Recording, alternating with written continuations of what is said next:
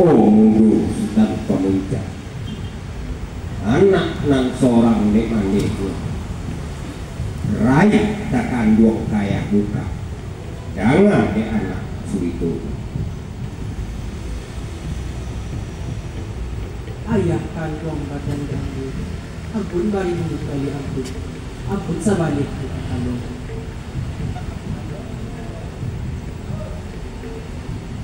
ada dan bisa mengalir rasul bermimpi di siang hari sadang berdua keluar ibu ya ku ado pilih dia elok na ayah babantu nak sanang dalam hati saja dalam gil-gil oh munggu tanpa itu anak nang seorang nek mandiku raih takkan duang kaya buka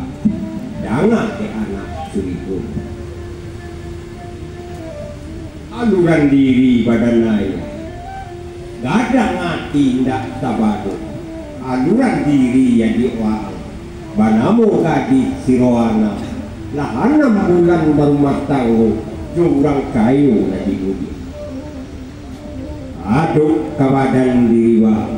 lah dietong kanari lah sapake ningit mama wa dijodohkan juramani pulang tabaku kanabu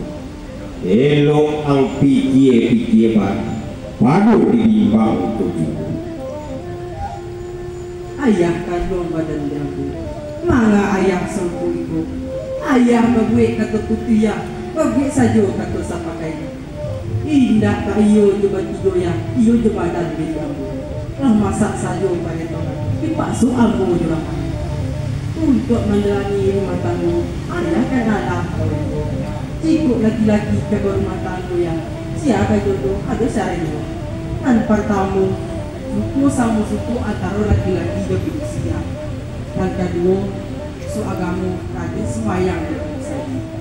dan ketiga sehat jasmani rohaninya dan keempat garis keturunan anak malang anak cilaku mulu sayangka dari tanah bukit tinggi dan daki bulan dan dalam dan turuni tidak pasiang tidak pahari dek mengadangkan diri wang kan Allah tahu adek di alam Minangkabau anak seperintah bapak kamanakan seperintah mama apa cacing siraman apa kuburu kurang roman wang kan Allah tahu aluran diri siramani kamanakan kandung badan dek ini baik tua ini ang pilih cie ang talubu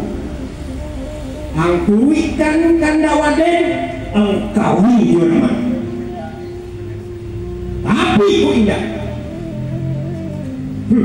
tinggal cuma dia waden kamu dia mulai